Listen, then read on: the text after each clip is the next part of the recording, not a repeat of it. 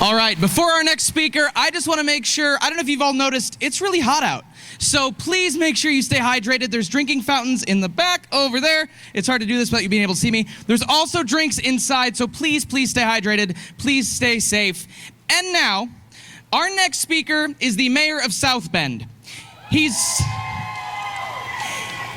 served as a lieutenant. He's an Afghanistan veteran. He's a Rhodes Scholar. And he's running to serve the country as president. Mayor Pete Buttigieg.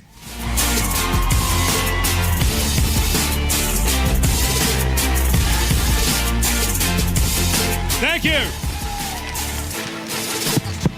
Thank you so much. Thank you, Iowa. Everybody hydrating? Okay. Just making sure. My mom always said, if you're thirsty, it's too late. Make sure you take care of yourselves. Thank you so much for the chance to be here. Congratulations to Matt and everybody at Progress, Iowa for the great work that you're doing. To Brett Niles, the county chair here, and all of the local Democrats, I promise you that I will stand with folks at every level of the ticket, because we know that things go better when we demonstrate that we realize the presidency is not the only office that matters. We got work to do in local office. We got work to do in state office. Yes, we got a lot of work to do to send folks like Abby Finkenauer back to Washington, make sure we have the right congressional delegation, and flip that Senate seat once and for all. First time I spoke to a crowd in Iowa was at the corn feed a couple years ago, so it's pretty exciting to be back. I think it's safe to say a few things have changed since then, definitely for me. Because we've been traveling the country, talking about how America is at the doorstep of a completely new moment in the life of our nation, but that it's not going to go well unless we make it go well. We are lucky and unlucky enough to be living in one of those moments that only comes around once or twice in a lifetime. But these moments come along, and they decide how Democrats and Republicans are going to act for the next 30, 40, 50 years. We're in one of those moments right now. That's why even now, we may well be underreacting to the seriousness of the moment we live in. But it also means there's tremendous opportunity. The New Deal set the tone for how the next 40 years, 50 years would go. The New Deal rested on a better understanding of American freedom than what we're hearing today from the other side of the aisle. And then the New Deal came to an end with Ronald Reagan, and the Reagan era began. The neoliberal era in which Democrats and Republicans talked like the only thing you could ever do to a tax, even on the wealthiest, was cut it, and the only thing you'd ever do to a rule holding back a company from doing something wrong was to remove it. But if the New Deal ended with Reagan, the Reagan era ends with us today. That's why this isn't just about winning an election. This is about winning an era. And if we want to win the era, we got to be true to our deepest values. And I know the word values is a word that far too often is associated with the right. But the values we're talking about are not conservative values, they're American values with progressive implications. And now when we're gonna break the spell that has people thinking that values voters only have one way to go. Especially the values conservatives talk about most, like freedom. Freedom is not a conservative value, it is an American value. We're the ones who get that you're not free if you don't have health care, and that stops you from starting a small business. Health care is freedom, and that's why we stand up for health care. We're the ones who get that you're not free if you are prevented from organizing into a union to insist on better wages and working conditions. That's why we stand with organized labor. We're the ones who get that you don't have freedom if your reproductive health care is being dictated by male politicians and bosses. Reproductive freedom is American freedom.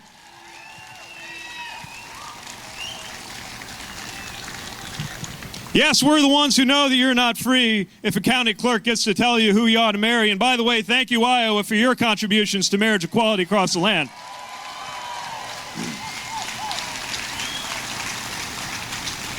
And yes, we're the ones who understand that freedom comes by way of education, which is why it's time for a Secretary of Education who believes in public education. And that's the kind of secretary I'll appoint. These heartland values don't have to lead you into the arms of the Republican Party, especially this Republican Party, that claims the mantle of freedom, that talks about national security like they own it. Not anymore. Not the way they've been acting. We're the ones who get what national security actually requires of us. And it's going to take a lot more than just believing you can solve it by putting up a wall from coast to coast. That's not going to make us secure in the era of cybersecurity threats and election security threats. A wall is not going to protect us from white nationalist violence that's claiming lives here at home and around the world.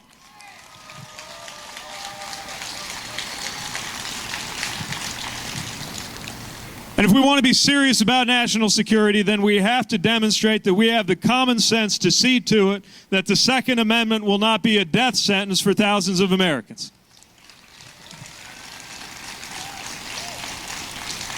Americans, including Republicans and gun owners, believe we need universal background checks, believe we need red flag laws to disarm domestic abusers. That is absolutely constitutional, and it is absolutely the right thing to do.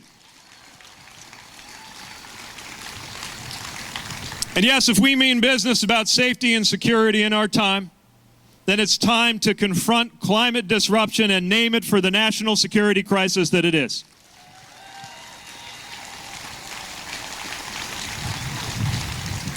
No one is secure or free until everyone is secure or free. And that's why I've proposed that with the same level of ambition we brought to the Marshall Plan that rebuilt Western Europe, we invest in a Douglas Plan to bring about racial equality for black Americans in our time.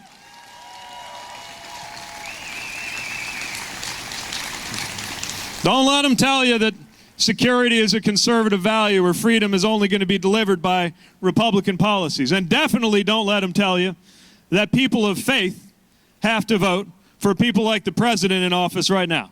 Not in our time. Look, we believe and stand for the idea that anyone running for office and anyone in office ought to equally represent people of any religion and people of no religion, because the separation of church and state is a core American value. It is also the case that for those of us who are guided by faith, faith can point you in a very, very different direction than where the White House is trying to take us today. Faith that commands us to concern ourselves with the well-being of the marginalized. Faith that calls us to feed the hungry and to clothe the sick. Faith that requires us to welcome the stranger, and yes, stranger is a synonym for immigrant.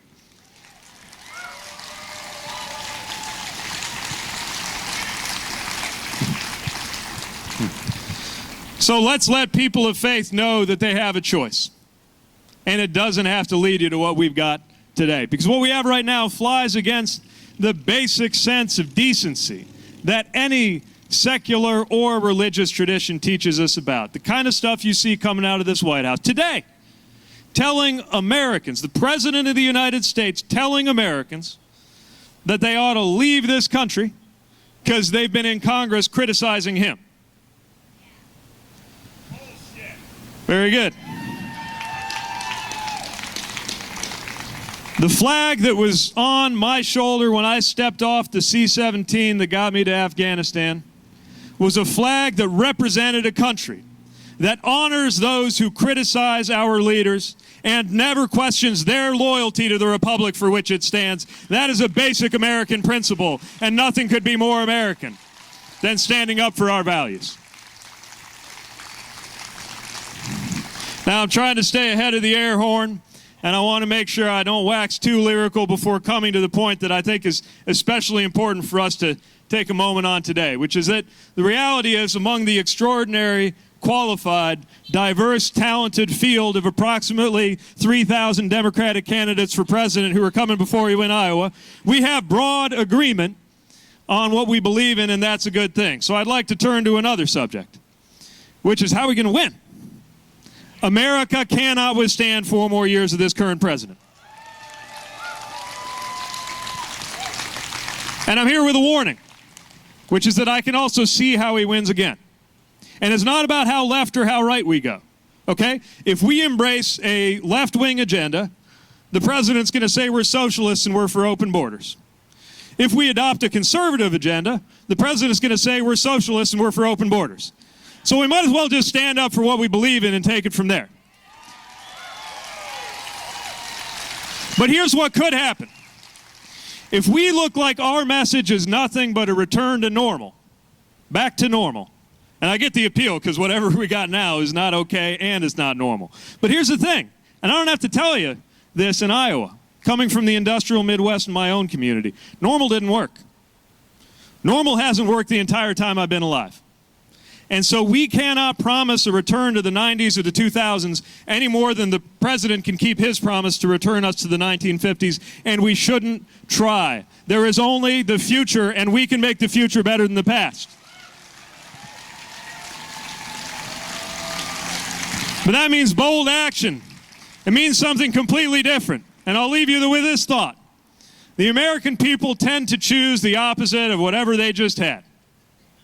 And I would argue it doesn't get more opposite than the current president of the United States, than a laid-back, intellectual, gay, veteran, millennial mayor from the industrial Midwest. So I hope that I'm your guy. Can I look to you to help us propel a different kind of politics in our time? Are you ready to change the channel off that horror show they got going on in Washington? Do you not feel just enough hope to bring about a better day? Then I can't wait to be with you every step of the way. I'll see you on the trail, and I can't wait to celebrate with you a new era beginning in the White House. Thank you very much. Thank you, Iowa. Thank you.